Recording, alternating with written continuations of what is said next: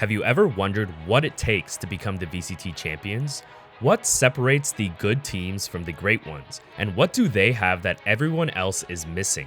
In this video, we're going to dive deep into what connects all the VCT Champions together. By looking closely at the data from every single Champions event in Valorant history, I found important qualities that every Champions winner shared in common. I'm going to go over some of the most important characteristics I found and explain exactly why they are such good indicators of success. And since Champions 2024 is starting in 2 days, we'll look at those same stats for every team participating this year to determine exactly which teams exhibit those same winning qualities, so stay tuned until the end. To start, we should generally define what makes a Valorant team truly successful. It's easy to say that success comes from players like Aspas or Alpha or Texture, and it's no doubt that these players can completely take over a game. But there's definitely an over-obsession with individual performance when Valorant is inherently a team game. Like, chemistry is like the biggest thing. It's not even like individual talent. The focus of this video will be on team-wide performance indicators rather than any individual player stats, because strong team play will always lead to more consistent success. When I talk about team-wide performance, the first thing that probably comes to everyone's mind is trading, because it's one of the most fundamental things you can do in attack FPS.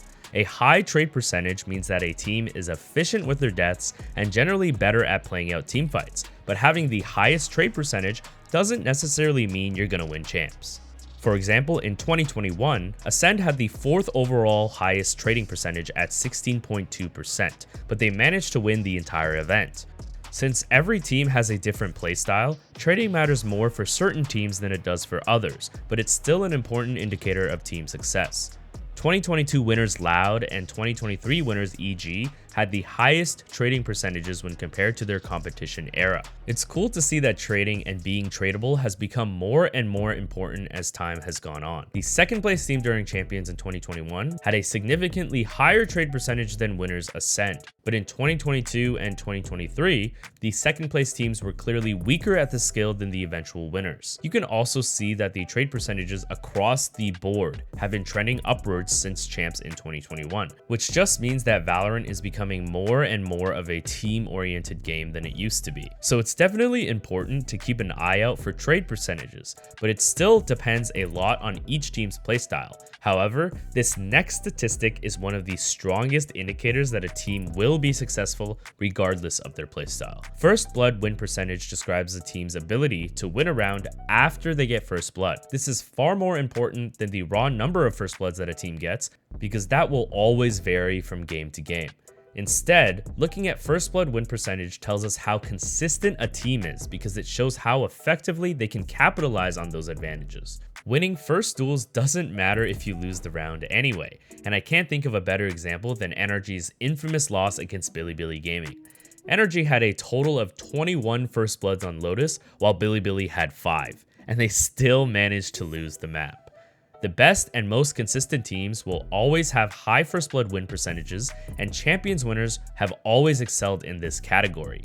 In 2021, winners Ascend were able to close out 76.2% of rounds where they got first blood, while the runner-ups in Gambit were not far behind. Loud were also able to close out a ridiculous 78.1% of first bloods, while second place Optic were also not far behind. And it's the same story in 2023, when EG were able to close out the highest percentage of rounds with first blood, while second place Paper X were right behind them. This proves to be a great indicator that a team is consistently good, and is an important characteristic of all high-performing teams at every Champions event. Okay, but what about rounds where you don't start out with an advantage? I think it's equally as important to understand if a team can win rounds when they start at a disadvantage. So next, we're going to look at how often teams win rounds when they lose first blood. If a team can be successful without relying on winning first fights, this indicates that a team's system is working well. You don't need to win that first duel if your duelist is entering properly and taking the space needed for the rest of the team. And you don't need first blood if your lurker has successfully drawn all the rotators to open up the other side of the map. These are just some examples of why teams who are able to win without first blood are usually teams who have great systems in place, and this undoubtedly correlates with being a Champions winner. In 2021, Ascend won 30.7% of all their rounds without first blood, while Loud and EG won 36.2 and 34.7% of their rounds without First Blood. It's interesting to note how teams in 2021 were notably worse at winning without First Blood than they were in 2022 or 2023, which aligns with what we saw earlier with trade percentage. It's just more proof that Valorant is becoming more and more of a team-oriented game as time goes on. So winning without First Blood shows that a team doesn't need explicit advantages to be successful, and another way to look at this is from the economic side of things. One thing that has definitely not changed throughout the history of Valorant is how bad it sucks to lose a Thrifty. During Masters earlier this year, Gen.G won this Thrifty against Sentinels on Breeze, and while the score was relatively even until this point, Sentinels were completely broken by this round and never won another round in this map. The same thing happened to Gen.G against Heretics on Icebox. Gen.G were up 9-6 and everything seemed perfect until they suddenly lost a 3v5 Thrifty. Suddenly, they couldn't win another round for the entire rest of the game and ended up losing the map 13-9. Being effective during low economy rounds is just another strong indicator that a team will be successful because they just have more chances to flip a game's momentum. In this data, I've included all the rounds where a team is either on an eco or a light buy. In 2021, Ascend was winning 24.2% of all their eco or light buy rounds. Eco round wins spiked tremendously in 2022 across the board, but I think you can all guess a clear reason why this was the case. Loud was not the strongest team at ecos this year, but they weren't a bad team and still had a decent number of them. However, the same cannot be said for Fnatic in 2023, where they didn't win a single round at a significant economic disadvantage. This clearly played a big role in their early tournament exit, because who knows what could have happened if they won any of those key map-changing rounds. In contrast, the 2023 champions EG won the most eco rounds in the tournament by far at 26.3%, showing that being a better team on ecos can definitely make a massive difference. This crazy ace from Boostio was on an eco after all, and who knows if EG would have become champions without it. Finally, I want to include some statistics that describe the depth of gameplay for each team. Any team at this level can win rounds by getting kills, but it's really those late round scenarios that separate the good teams from the great ones. What I'm talking about are the post-plant and retake capabilities of a team. Being good in both these areas shows that a team can control the chaos of late round situations, which are much harder to plan for and require a lot more improvisation and team fundamentals. Again, I don't think you have to be the absolute best at post-plants or retakes to win champions, but you need to show that you are relatively strong at both so you don't have any abusable weaknesses. All three champions winners had high post-plant win rates, and this was a clear strength for EG during their 2023 run. Even though Loud's post-plants were not the strongest out of all teams in 2022, this was definitely not an abusable weakness for them. And when we look at Loud's retakes from that year, this is where they really excelled above their competition.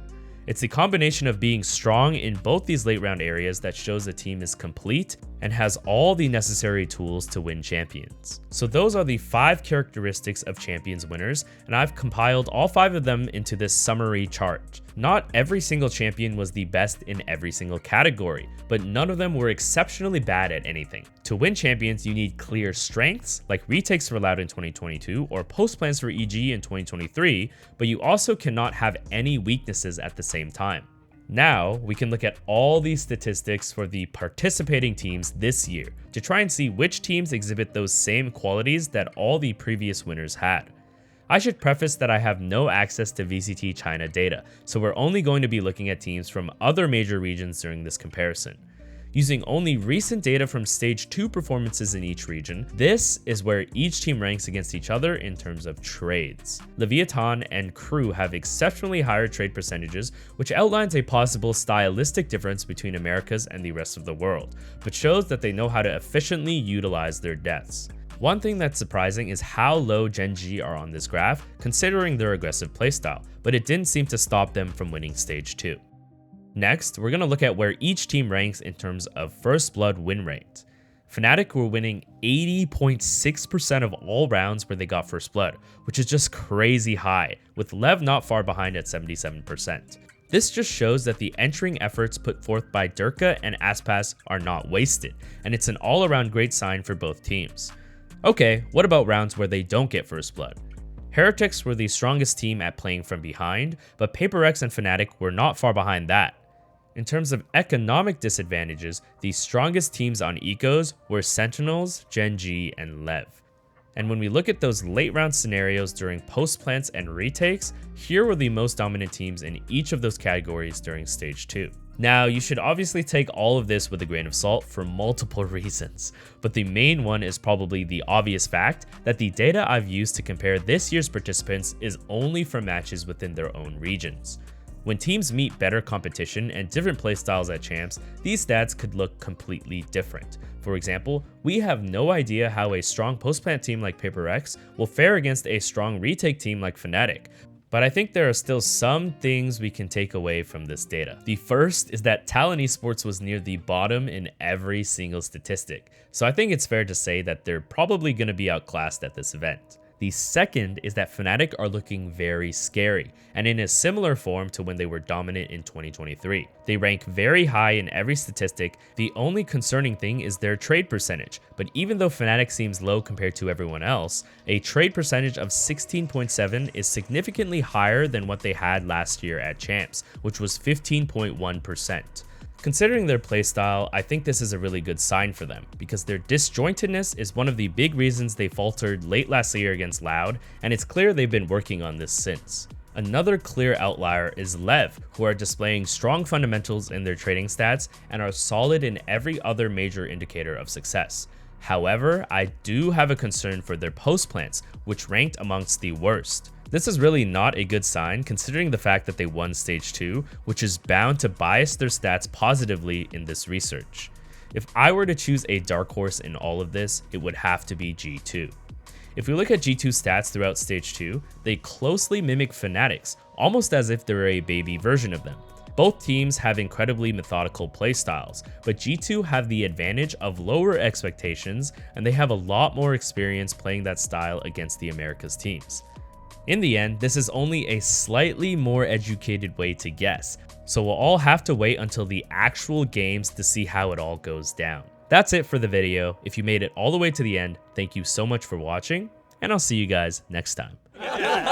What does it take to become a champion? That's a good self-reflection.